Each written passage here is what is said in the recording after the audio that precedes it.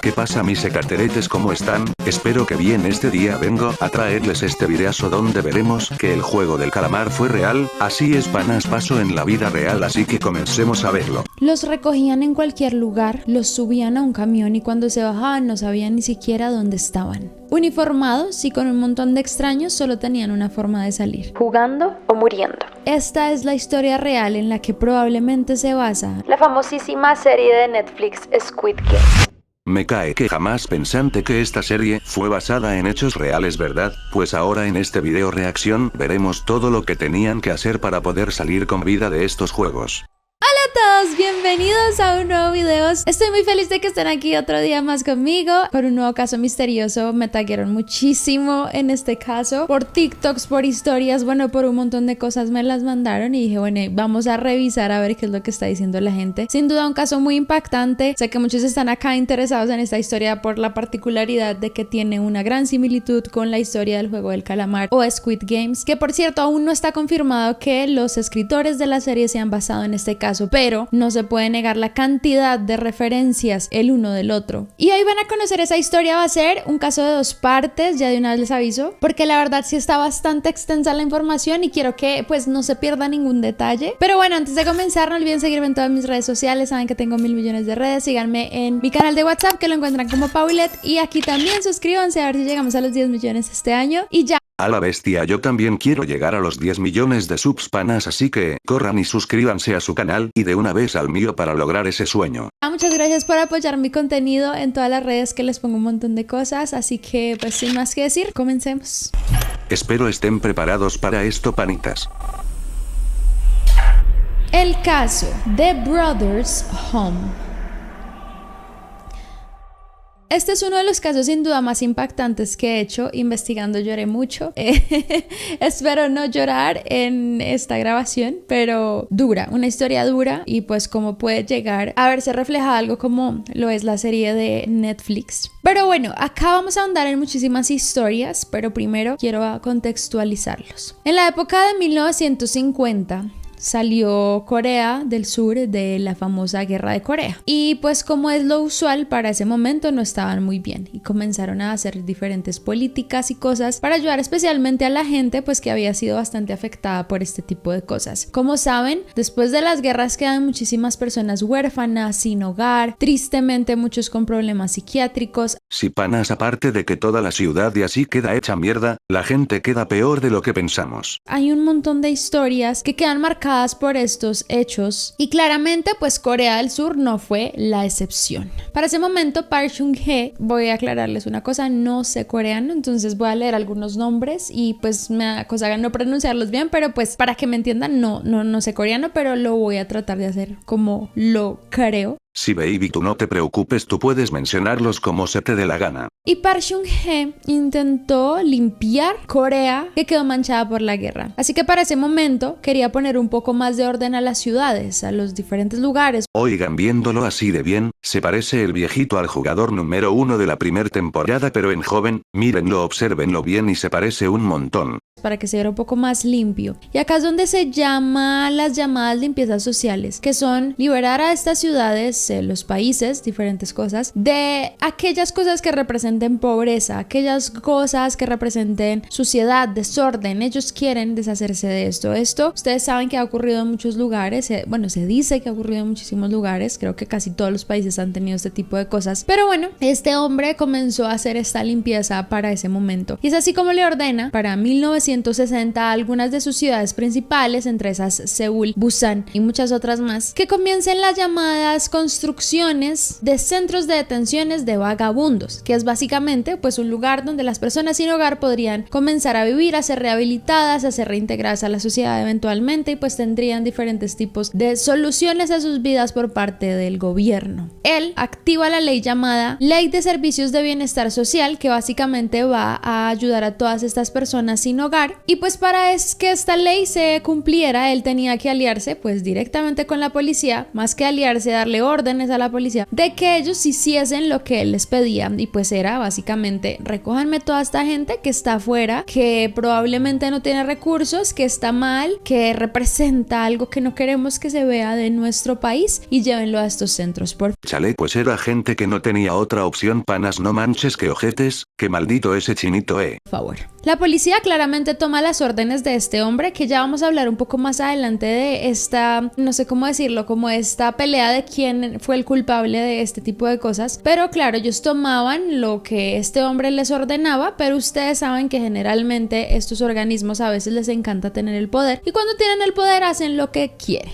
Exacto, entre más poder más loca está la gente. Y así fue, la policía comenzó a recoger personas sin hogar, huérfanos, vagabundos, personas hasta discapacitadas que probablemente estuviesen pidiendo dinero y que pues necesitaban fuera de las calles. Y generalmente había un supuesto proceso para este tipo de cosas, como llevar a estas personas a diferentes centros, a hospitales, a saber, por ejemplo, los niños de hijos de quienes eran, si tenían familia o no, llevarlos primero a investigar su tipo de vida para saber si deberían ir a estos centros o no. Pero ya llega un punto en el que, saben ustedes, estas dictaduras, este tipo de cosas donde pues ya a los policías les da exactamente igual hacerlo o no. Y es así como nacen 36 centros de detención de personas sin hogar en todo Corea, y comienzan sus labores, comienzan a recibir diferentes tipos de personas, pero se incrementa especialmente por una época en 1988. Para los que no recuerdan, 1988 trae un acontecimiento muy importante, las llamadas Olimpiadas, que eran en Seúl.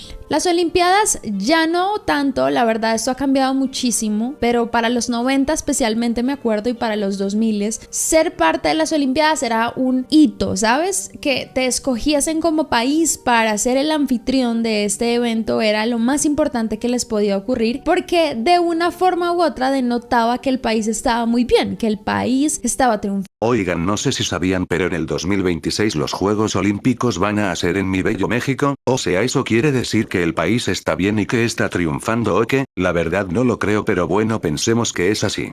Tenía una economía sólida, la gente le iba muy bien, no habían déficits de nada. Bueno, en general era como más por imagen, y para ese momento pues Seúl tiene designadas las Olimpiadas de este año.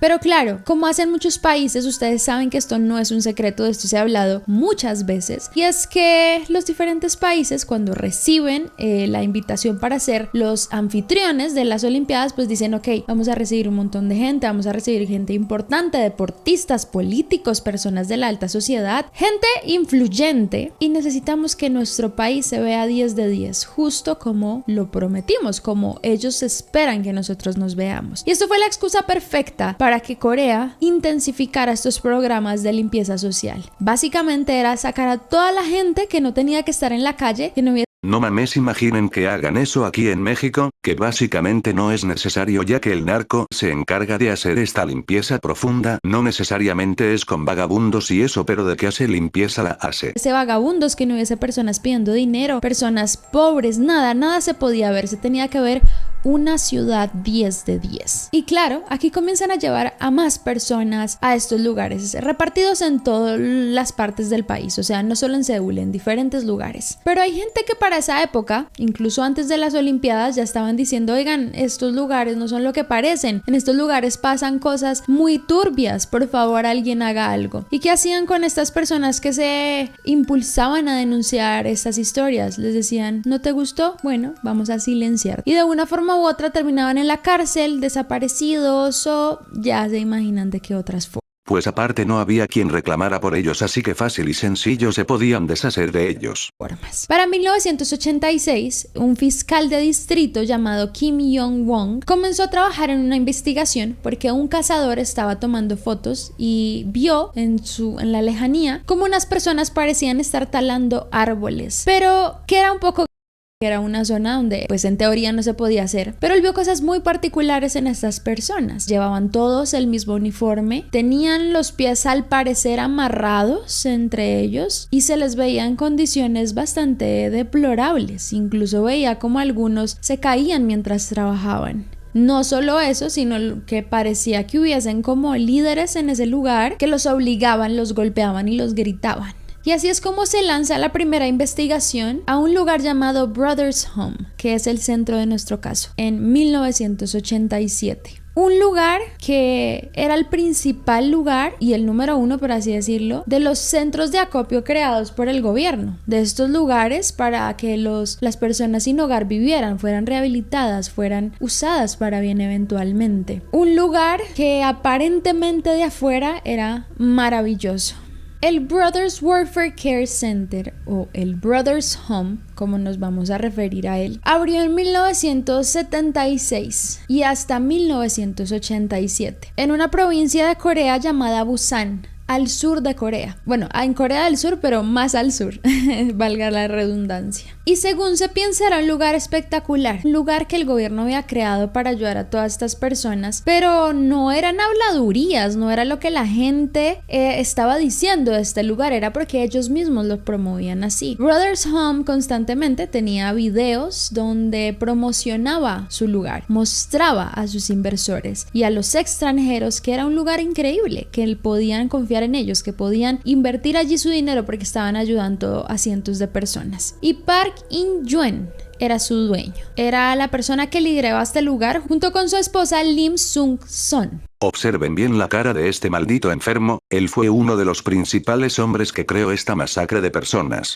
El hermano de ella, Lim Yong-son, y su hermana, Lee Min-song, quien estaba casada y también estaba su esposo liderándolo. 5 personas a cargo de un lugar donde habían 60 edificios, todos construidos entre 2 a 3 pisos, como en una... No manches, yo veo a estos güeyes y no me imaginaría que tuvieran la mente así de retorcida, bro, porque hasta tiernos se ven los mendigos. Rueda. Y alrededor unos muros altísimos, más o menos de 30 pies. Y muros que no daban para ver adentro qué ocurría. Eran de concreto sólido donde nadie podía de afuera para adentro mirar, y una puerta enorme de hierro. Una puerta por donde solo se entraba y se salía, no había más forma de salir de allí. Pero claro, era un lugar increíble porque ellos tenían una capilla, bueno, una iglesia en realidad, que era una de las iglesias más grandes de Busan, por cierto, y se alcanzaba a ver cuando uno miraba el lugar desde afuera, veía su cúpula, su cruz, y claramente Park In-yuen, que mostraba en sus videos no solo una maravilla de lugar donde comía con las personas adentro, donde los ayudaba, donde los impulsaba a trabajar, donde hacían diferentes tipos de productos que venderían a las personas de afuera. Y aparte de eso, Park In-yuen junto a Lim Yong-song, el hermano de su esposa, predicaban en esa iglesia. Eran cristianos, eran predicadores excelentes y tenían a Miren, yo no estoy en contra de nada de esto porque es obvio que creo en Diosito, pero la gente esta que está en las iglesias, que son predicadores y todo ese show, no manches, no, se me hace la gente más falsa y maldita de todo el mundo, bro, de verdad se me hace que es gente mala. Claro, no generalizo porque yo sé que mucho sí son buenos, pero la mayoría se me hace que son unos malditos. Todas estas personas que estaban dentro del Brothers Home orando, los tenían con fe, creían que iban a lograr un lugar mejor. Jesús los amaba, era el lugar perfecto para que estas personas estuvieran y rehicieran su vida. Así que ¿por qué no entrar allí? Si fueses una persona sin hogar, veías esto, podías verlo en la tele de pronto de vez en cuando, o gente que te comenta, mira, hay este lugar, puedes vivir allí, es muy bueno, te dan alimento, te dan comida, trabajas un poco, pero es rehabilitarte y pues logras salir de esta pobreza en la que estás, hazlo. Pero ojalá fuese que los preguntaran a las personas. Después de la investigación que comenzó a ordenar el fiscal Kim, que les conté ahorita, descubren algo supremamente interesante. Brothers Home era, sí, el lugar que aparentemente decían, pero había algo extraño. Descubren que solo el 10% de las personas que estaban allí realmente eran personas sin hogar. Ahora imagínense el otro 90%. Ah, caray, ¿cómo así? Y habían más de 3,000 personas adentro. Pero ¿qué pasaba realmente en este lugar? Esto se conoce tiempo después gracias a Han Yong-seon, una de las primeras víctimas conocidas de Brothers Home. ¿Por qué de las primeras víctimas conocidas? Porque fue de los pocos que salió con vida de este lugar para contar su historia. Han Yong-seon tenía apenas 9 años cuando ingresó a Brothers Home y su historia es de verdad asombrosa. Esta fue la historia en particular que me hizo derramar muchísimas lágrimas cuando estaba investigando este caso, y ustedes ya me van a entender cuando se las comience a contar. Estaba con su hermana y su padre. fueron a hacer unas compras y su padre les dijo: espérenme acá un momento, tengo que ir por algunas cosas del mercado, así que espérenme aquí. Y los dejó frente a una estación de policía. Ellos allí pues esperando a que su padre regresara, pero pasan varias horas y no llega nadie. Y en eso llegan los policías y les dicen: bueno, ¿ustedes qué están haciendo aquí? Ellos básicamente le dicen: estamos esperando a mi papá, ya debe regresar, estaba haciendo unas compras. Y pues básicamente la policía les dice: ¿en serio? Tú estás como intentando robar, ¿sabes qué? Mejor vámonos. En eso llega un camión con la puerta de atrás abierta y los comienzan a empujar para entrar. Oigan, pensé que eso solo pasaba en México, pero al parecer en todos los países tienen a sus puercos corruptos y desde hace años creo que esto nunca va a cambiar. Claramente es un momento de angustia para ellos dos, porque pues no saben a dónde van. Su papá dijo que ya venía, así que comienzan a llorar, especialmente Hank, que era el menor. Su hermana era mayor que él y llora incontrolablemente en esa parte trasera del camión. Y su llanto es tan incontrolable, pero a la vez tan molesto para los policías, que uno de ellos le da una bofetada tan fuerte que lo desmaya. Y es ahí, como varios minutos u horas, no se sabe, después despierta Hank y lo primero que ve es cómo entran a través de esas puertas de hierro. Unas puertas de hierro que él realmente nunca va a olvidar. Unas puertas enormes, unas puertas de un lugar que él no conoce en lo absoluto. Y en ese momento lo bajan a él, a su hermana y a varios otros que venían en el camión. Chicos que ellos no habían visto antes, que seguramente recogieron durante todo ese trayecto que ellos hicieron de donde estaban a ese lugar. Los bajan, les quitan la ropa, les quitan el velo, los rapan, por así decirlo, y comienzan a examinarlos, que no tengan tatuajes, que no tengan alguna condición particular, y en eso les ponen un uniforme justo como el que se imaginan, como el de los Squid Games, literalmente, un uniforme azul con una chaqueta, pantalón, un par de rayitas blancas, una camiseta blanca por debajo e incluso su propio número. Él ya no era Han Yong-seon, era un número más de todos los que tenían allí y todos se veían exactamente igual. Y así como en los Juegos del Calamar, al entrar le toman su foto, esta foto que es la portada de su libro donde cuenta su historia. Está actualmente en coreano. Está difícil de traducir, pero bueno, esperemos que eventualmente lo saque en otros idiomas. Pero bueno, es una foto prácticamente igual a la del protagonista en la primera temporada de los juegos. Y todo esto que les digo no es en un momento donde les dicen: siéntense, sigan, quítense la ropa, por favor, desnúdense, pónganse el uniforme. No. Esto es con gritos, golpes y órdenes. Se quitan el uniforme, se lo ponen, los golpean, los que no hagan caso ya saben qué castigo van a recibir, así que todos pues prácticamente tienen que hacer lo que les digan. Y después de este momento tan tensionante, Han es llevado a le podríamos decir, pelotón infantil y su hermana a otro, pues porque era mujer. Los dividen. Ellos están en zonas completamente diferentes. Y esto fue algo muy difícil para ellos porque... Pues si no manches, imagínate que tú nomás estás ahí en la calle, esperando a que tu papá regrese por ti y unos policías abusivos te llevan a ti y a tu hermana a un lugar que ni sabes dónde es y llegas y lo que te hacen es separarte de tu hermana y darte órdenes con gritos y golpes. No manches, no, todo un trauma para ese bro. La neta, qué chido que vivió para contarlo, pero qué feo haber vivido tantos años eso y además seguirlo recordando cada día de tu vida, que obviamente ese güey ya no está vivo, pero los años que lo estuvo te aseguro que no lo olvido ni un instante. Han veía como su hermana no se podía adaptar. Su hermana mayor siempre lo cuidaba a él, su hermana siempre estaba dispuesta a hacer lo que él necesitara y lo protegía a toda costa. Eso fue desde que eran muy pequeños, siempre fue una muy bonita relación. Y su hermana no podía procesar que la estaban pasando mal, incluso a veces su hermana como que no creía que eso fuera una realidad. Y dentro de las muchas cosas que comienza a observar Han, porque desde que entraron allí ya estaban en un ambiente muy violento, comienza a ver cosas que no se le quitan de la mente, como por ejemplo un chico que al parecer tenía epilepsia, quien comienza a sufrir uno de los ataques frente a los llamados líderes. Los líderes eran las personas que les daban órdenes, las personas que los golpeaban, las personas que les decían qué hacer. Y justamente a uno de estos chicos le da un ataque epiléptico, algo incontrolable, y uno de esos líderes apenas ve el ataque epiléptico, no creía que esto le estuviese ocurriendo, así que tomó un bate. Para que sepan, era normal que esta gente tuviese bates en las manos, era completamente normal. Así que toma un bate y comienza a golpearlo. Después de que el niño vuelve en sí, se acerca arrastrándose a la pierna del líder y comienza a pedirle disculpas, que perdón, no lo controlé, perdón, pero no manche güey, no puedo creerlo, qué cruel historia al chile, voy a llorar. este líder, en vez de decir ok, lo único que hace es llenarse de más rabia por las disculpas y comienza a golpearlo más y más fuerte. Han nunca va a olvidar como en uno de sus golpes simplemente le da a su cabeza, el niño cae al suelo, sus ojos se voltean hacia atrás y un charco de sangre comienza a surgir de él. Se llevaron su cuerpo y él nunca más volvió a verlo. Y así es como él comienza a sufrir los horrores de Brothers Home. Esto es solo un 1% de lo que él vería y viviría. Como les digo, su hermana le costó muchísimo adaptarse. Ella no podía entender que esto estaba ocurriendo. Y muchas veces su hermana se metía en muchos problemas por irlo a buscar. Cuando hacían las formaciones, iba tras él. A veces lo buscaba en el almuerzo, gritaba su nombre. En ocasiones iba hacia él y le tomaba la mano. Y en una de esas ocasiones que hace eso, uno de los líderes comienza a golpearla. Esto era usual. Siempre que ella, pues, no iba con la ley, la golpeaban y la maltrataban muchísimo. Pero en esta ocasión en especial la comenzaron a golpear brutalmente, como era lo usual. Pero esta vez el líder le dijo a Han: repite esto después de mí, maldita perra, no vuelvas nunca más. Él dijo eso contra su voluntad y también para que ella no volviera y la golpearan más.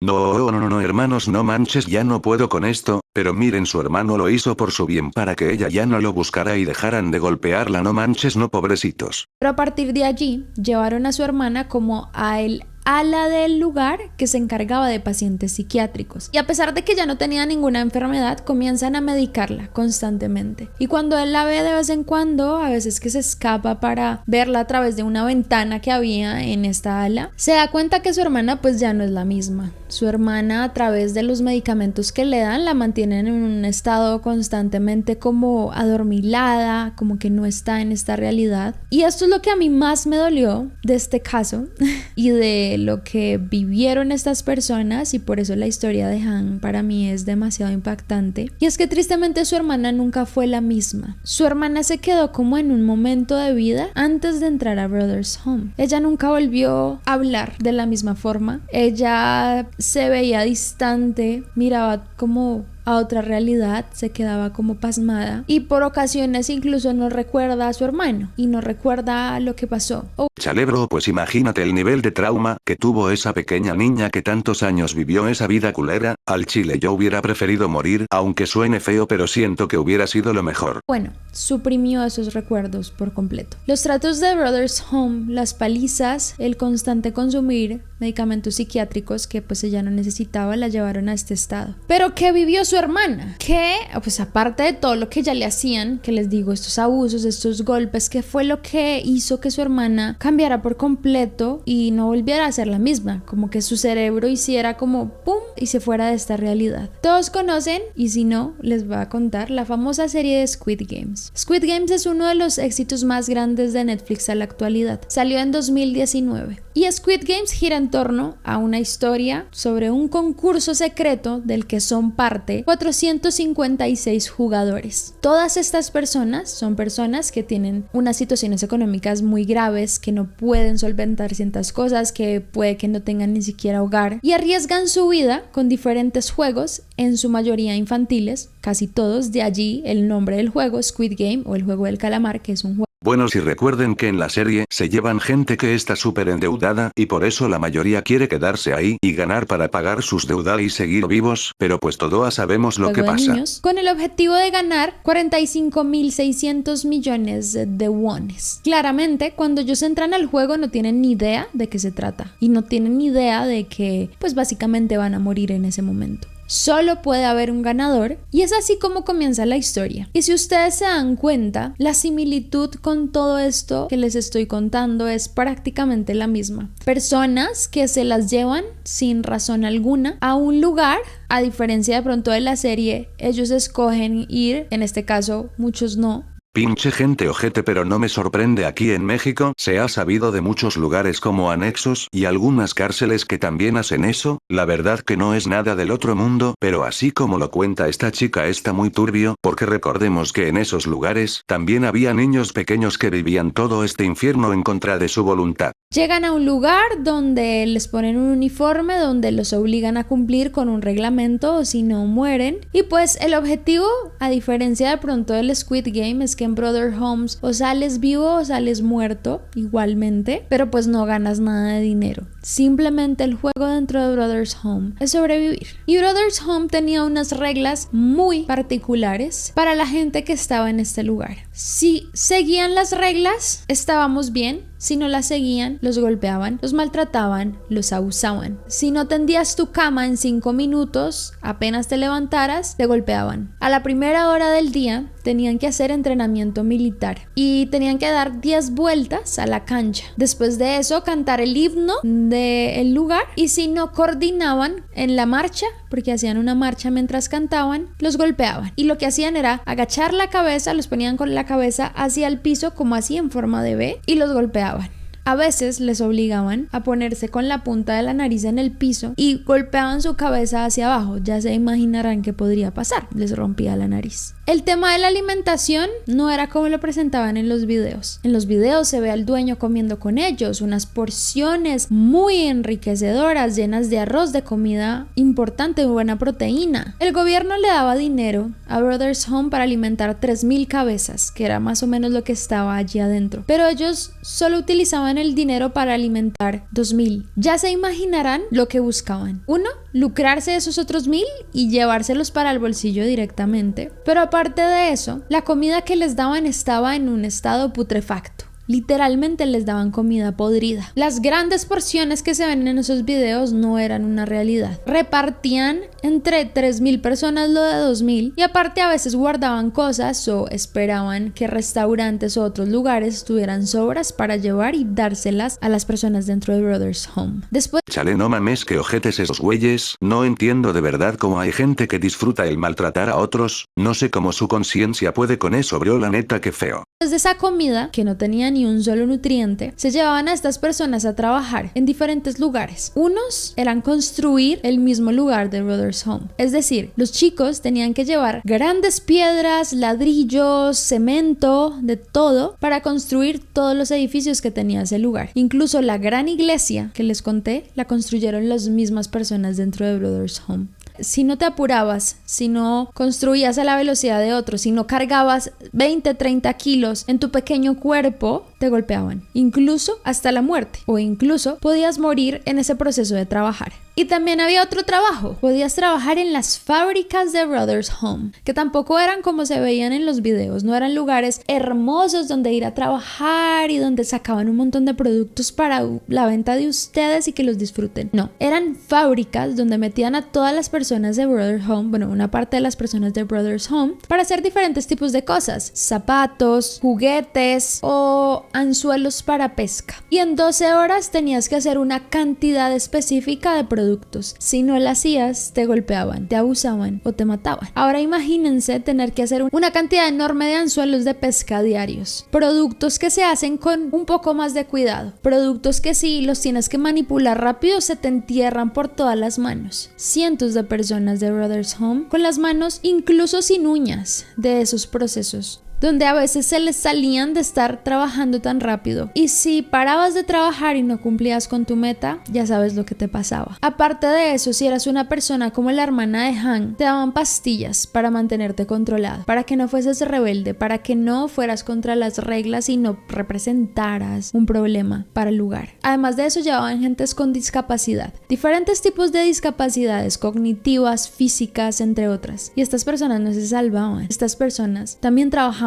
Estas personas también las obligaban a hacer lo que cualquier otra persona sin discapacidad hacía. Porque claro, ellos tenían que tener personas con discapacidad para que los inversores pudiesen invertir mejor y vieran que estamos ayudándolos. Pero estos castigos constantes que le daban a esas personas eran los mismos que en los juegos del calamar. Les llamaban juegos. Los castigos allá no eran pruebas, no era ponerte a hacer lo que pasa en la serie. Los castigos directamente le decían: ok, es hora de jugar, vamos a jugar con las personas de Brothers Home. Y habían diferentes tipos de juegos. Por ejemplo, uno especificado por Hank, quien fue una de las víctimas, dijo que se llamaba el juego del vehículo de motor. Y básicamente no era un juego, simplemente los líderes de cada pelotón decían en un momento del día de repente: ¡ah! ¡Vehículo de motor! Y en ese momento alguien gritaba: indicador a la izquierda. Y todos tenían que girar. El que no girara, comenzaban a golpearlo en su ojo izquierdo. Era Yo creo algunos hasta quedaron ciegos. tantos los golpes que recibían que les quedaba el ojo morado y sangrando. Incluso muchos Si güey se te va la sangre a la cabeza, no manches.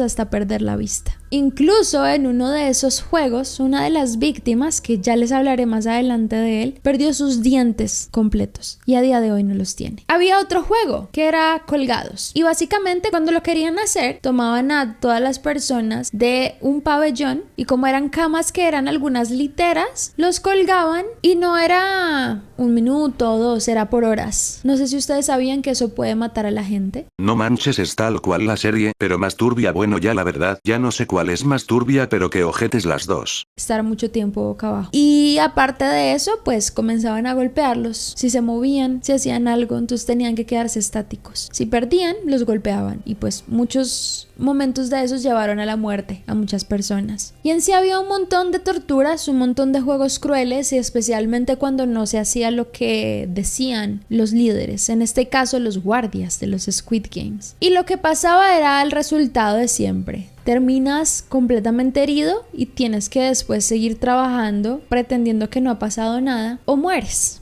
Y justo como en los Squid Games, cuando alguien moría, tomaban el cuerpo, lo metían en una bolsa, en una caja y lo sacaban. Y acá es donde, si esta historia no tiene nada que ver con los Squid Games, sería mucha coincidencia, pero se sabe que las personas dentro de Brothers Home negociaban con médicos, entre otras personas, para venderles los cuerpos de aquellos que morían y que ellos pudiesen experimentar o investigar o lo que necesitaran. Así que no solo ganaban por las donaciones, por las ayudas del gobierno, sino también por el tráfico de cuerpos. No manches, me temía que eso pasara, pero ¿cómo crees que tu propio padre te iba a vender a ti y a tu hermana? Eso es imposible. Aparte de eso, a la gente le tocaba comer en 3 minutos esa comida podrida. Ahora imagínense tener que embutirse la comida en 3 minutos, no como lo mostraban en los videos promocionales. Tenían que servir la comida, sentarse, comer en 3 minutos y de ahí salir y pasar al otro grupo. Eso era un constante. Si no lo hacían, ya saben qué pasaba. Aparte de eso, les daban solo 3 segundos de ducha. O sea, imagínense eso, 3 segundos. Prácticamente entras, te tienes que bañar como puedas y salir. Y les daban sal para lavarse los dientes. La situación de Brother Home era terrible. Nadie quería estar ahí, ni siquiera Han Young. Era un lugar horrible. Él no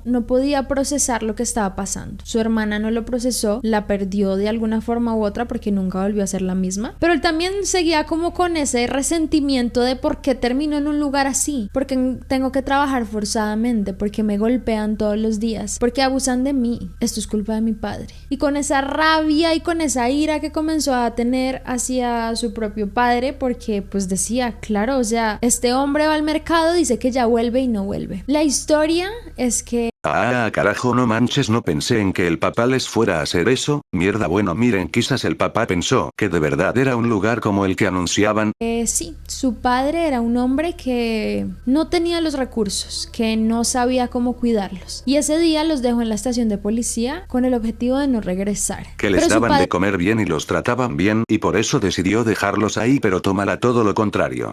Pero su padre pensó que los llevaría así a un lugar como estos, probablemente a Brothers Home, sin saber lo que había detrás. Y era como, ¿cómo es que mi padre nos deja acá viviendo esta tortura? Cuando salga, si es que salgo vivo, me veré con él y ya verá lo que va a pasar. Y es así como una mañana en los pelotones que hacían de marchas, en el cantar el himno, en la distancia, él ve algo que nunca se le va a olvidar en la vida. A su propio padre, con un uniforme, sin cabello y formado frente a él. Su padre había sido recogido también para llevarlo a Brothers Home. Karma a Papus, a eso se le llama karma, nene. Seguramente también por equivocación. Y allí estaban los dos en este lugar y él no pudo inmutarse, o sea, solo se le llenaron los ojos de lágrimas de verlo, su propio padre frente a él. No sabía ni qué hacer, qué pensar, a dónde moverse. Su padre había tenido el mismo destino y ahora, pues, ¿qué podía hacer? Vivir lo que pensó que su hijo nunca viviría. Y tristemente él no logra salir de este lugar, o sea, ya dice, bueno, mi padre está acá conmigo, ¿qué me queda? Vivir aquí. Y así vive en la siguiente década hasta que Brothers Home es cerrado. Ya más adelante, en la segunda parte, les hablaré, pues, por qué cerró y todo esto. Pero cuando él sale, a su hermana la mandan para otro orfanato y a él para otro, básicamente. Y su papá queda como a la deriva porque ya era un hombre también grande, ellos todavía seguían siendo menores de edad. Y así su vida se desmorona. Él tiene muchísima rabia. Él incluso pues escapa de este lugar y comienza también a vivir en la calle. Y comienza a tener pensamientos que él mismo define y en una realidad como psicópatas. Su mente ya no funciona igual, en una tristeza y en una rabia absoluta contra su familia, contra lo que le habían hecho y pues la tristeza de perder a su hermana, de nunca poderla volver a ver igual. Él comenzó a decir, voy a matar a todos, ya no me interesa, o sea, eso es lo que querían de mí, pues lo voy a hacer. Pero algo en su mente hizo como un clic diferente y ahí fue donde Hank decide que quiere que la gente se entere de lo que él vivió, que no quiere ser otro de los que termina haciendo el mal. Y por eso yo les digo, cuando hablamos de asesinos seriales y este tipo de personas, son decisiones que han tomado esas personas porque hay otras personas que han decidido hacerlo bien, y sin duda Hank fue uno de ellos. Él decide que la gente debe enterarse de lo que vivió, de lo que pasó, y a partir de ahí comienza a ir a la Asamblea Nacional a protestar. Tiene un montón de carteles, incluso comienza a vivir frente a la Asamblea Nacional para que le presten atención. Él hizo a sus 49 años una colección enorme de dibujos, que son muchos de los que les he mostrado acá y les mostraré durante el relato, sobre lo que él vivió dentro de ese lugar. Incluso, como ya no existe Brothers Home, ahora es un edificio de apartamentos, como que demolieron todo y construyeron ahí apartamentos. Él hizo una maqueta para... Carajo, imaginen la mala vibra que se ha de sentir en ese lugar, bro, qué ojete, qué feo vivir en ese lugar al chile. Mostrarle al mundo cuál era su historia allí, cómo se veía el lugar, por dónde se movía, cómo funcionaba. Y comenzó así una protesta por 10 años frente a la Asamblea Nacional, exponiendo los abusos a los derechos humanos y todo lo que él vivió junto con otros compañeros de prisión, porque así se le podría llamar. Al mismo tiempo, vive una realidad en donde su hermana, pues ya siendo mayor de edad también, tienen que pasarla en un hospital psiquiátrico constantemente, con la sorpresa de que su padre también termina en el mismo hospital psiquiátrico. Ambos perdiendo pues completamente la razón y su papá entrando en una especie de Alzheimer, ¿saben? Como de... perdió pues la memoria de muchas cosas, incluso él mismo no lo reconocía. Pues dentro de todo lo malo le fue bien a ese viejillo. Incluso cuando él se entera que su padre está en el psiquiátrico, vive un momento muy doloroso porque, como les dije, él antes de entrar a pelear por que la gente conociera esta historia, tenía mucha ira contra su papá, entonces se fue al hospital psiquiátrico a reunirse con él. Como era de esperarse, no lo reconoció, no sabía que era su hijo, y él en ese momento llevaba un cuchillo porque quería matar a su propio padre. Él comienza a hacerle algunas preguntas, entre esas si él recordaba haber enviado a su hijo al centro de asistencia de los Brothers Home. En eso su padre responde, sí, lo recuerdo. En aquella época esa era la única situación, era duro. Él ahí como que le da más rabia. Como que dice, ok, habían muchas otras posibilidades, pero él igual lo decide. Y le hace una nueva pregunta. Le dice, ¿es ese centro de bienestar de los hermanos un lugar en el que vale la pena vivir? Y él pensó que le iba a decir, sí, es un buen lugar, es increíble, puede ayudar a la gente. Pensó que lo diría porque es que ni siquiera se acordaba de él. Pero su padre en realidad dijo, eso no era un lugar para que la gente viviera. Me golpearon tanto que me rompieron las costillas y cosas así. Y Han, cuando su padre dijo esto, pues se sintió súper triste. Le preguntó si sabía quién era él, quién era la persona delante de él, y él le dijo, pues no sé, un funcionario, alguien que viene a espiarme o a preguntarme sobre ese lugar. Y en ese momento le dijo, soy Han Yong-seon. tu hijo. Dice que él lo miró como con una mirada que nunca había visto a su padre y después solo bajó sus ojos al suelo y a partir de ahí su papá nunca más volvió a pronunciar una sola palabra. Cuando terminó de contarles esa historia me dan unas ganas de llorar. Muy duro esa historia de Han-byung y de cómo su papá vivió cosas también tan duras que después dijo qué fuerte, o sea, la culpa invadía a su propio padre. Miren, está bien chido juzgar a la gente, pero en realidad a veces uno hace las cosas pensando que es para un bien cuando en realidad no es así, cuando en realidad todo se va a la mierda. Pero bueno, en este caso, cuando ya sabes todo el contexto de la situación, pues está ojete tanto como para el papá como para los hermanos, todos sufrieron, quizás unos más que otros, pero en realidad a todos se los llevó pifas por delante y eso está muy cruel. Se me hace muy duro, muy duro, pero acá se me hace más bonita la decisión que toma Han-byung, porque él dice, voy a volver pronto y pues voy a intentar volver con justicia. Dice que en ese momento él salió de esa clínica, botó el cuchillo con el que iba a matar a su propio padre y tomó una nueva decisión y obviamente se puso a llorar. Dijo, voy a hacer que pues todo el mundo sepa lo que ocurrió ahí. Y es ahí donde una persona muy importante se une a su lucha. Una persona llamada Choi Seung-woo. A la bestia, ese se parece a un jugador del juego del calamar, pero no recuerdo qué número es el que es muy agresivo, que se queda con la loca en la primera temporada. Otro hombre, víctima de Brothers Home, con una historia casi igual o peor que él. Y es ahí donde unen fuerzas y no solo se conoce la historia de Hansen y de Choi Seung, sino de muchas otras víctimas que actualmente han hablado sobre ello. En 1982, Choi Seung-woo tenía 14 años. Iba a su casa caminando de la escuela y en ese momento un policía de la nada, random, sin él hacer absolutamente nada, lo toma de la mano y lo acusa de haberse robado un pan. Cosa que pues no había ocurrido en lo absoluto. Él dice que no era así, que era su almuerzo escolar, que él no había robado absolutamente nada y sin preguntarle pues mucho más, simplemente el policía lo presionó y lo presionó hasta que él confesara que había robado el pan. Finalmente, de la presión y del estrés que le estaba causando, e incluso ya comenzaron a golpearlo, el niño terminó diciendo que sí, que se había robado el pan. Y es ahí cuando llega un camión con varios otros niños adentro y lo llevan a Brothers Home.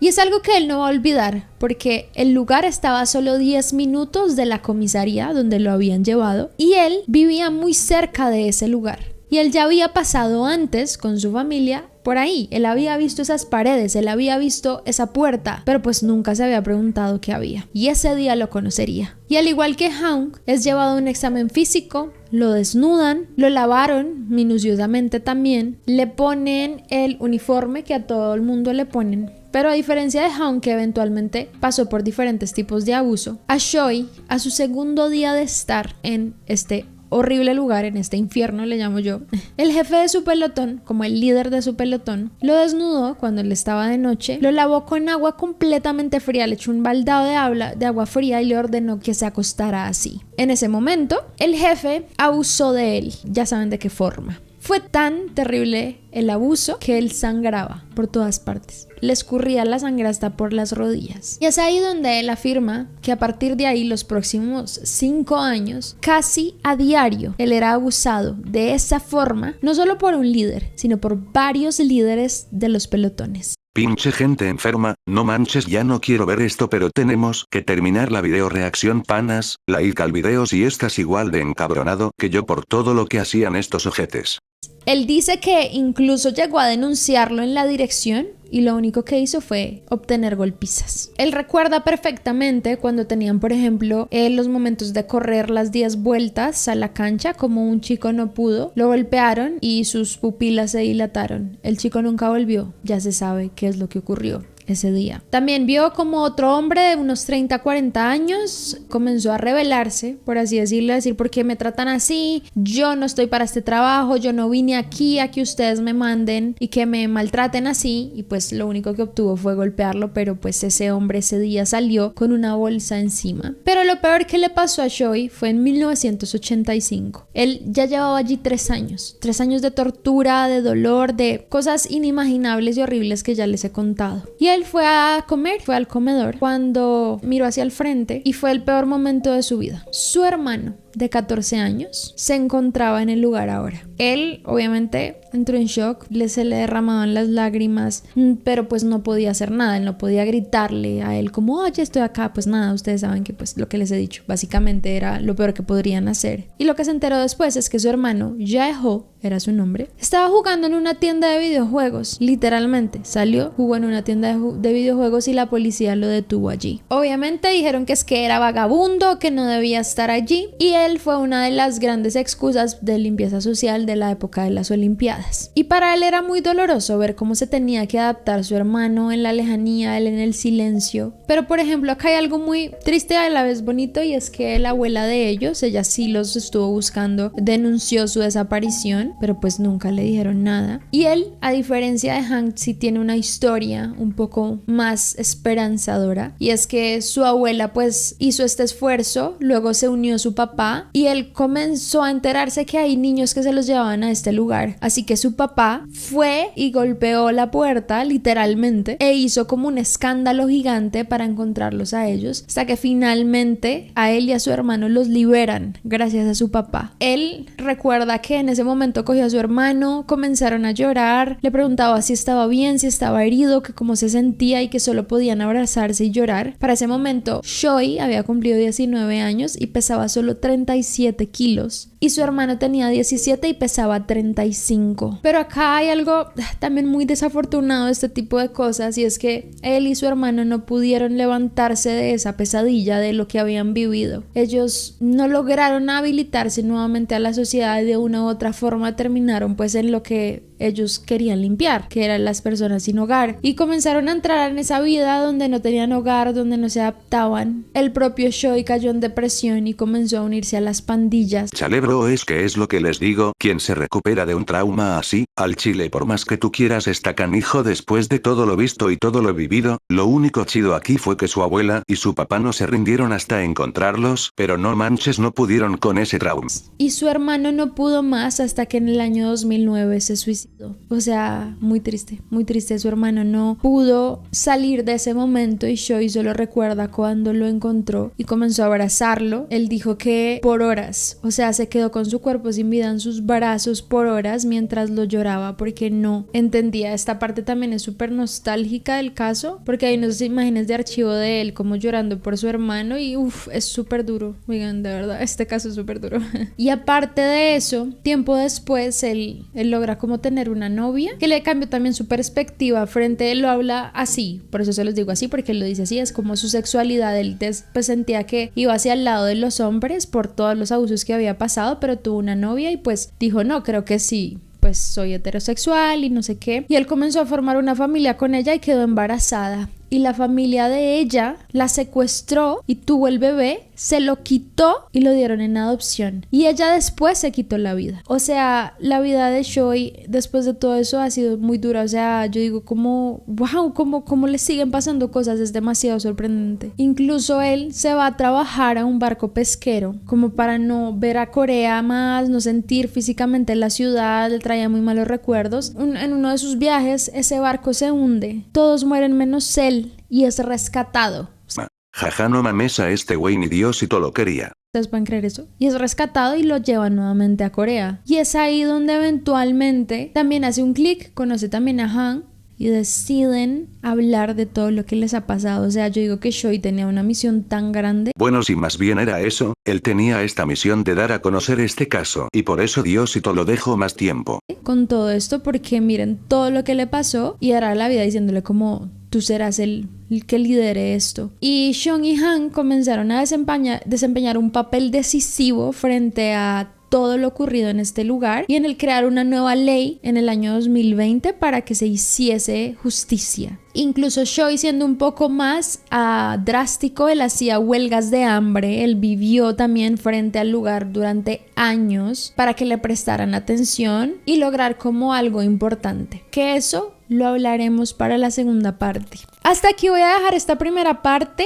Para la segunda les voy a hablar de las otras víctimas. Excelente video panas, la verdad estuvo cruel y perturbador pero interesante, me gustó mucho. Yo ya sabía de recién que salió la serie, ya sabía que esta estaba hecha en cierta parte por cosas reales, que fue lo que nos contó nuestra amiga Paulette, así que ya saben panas, no olviden suscribirse al canal para no perderse ninguna video reacción, y deja tu like si te ha gustado. Nos vemos en el próximo video, chau.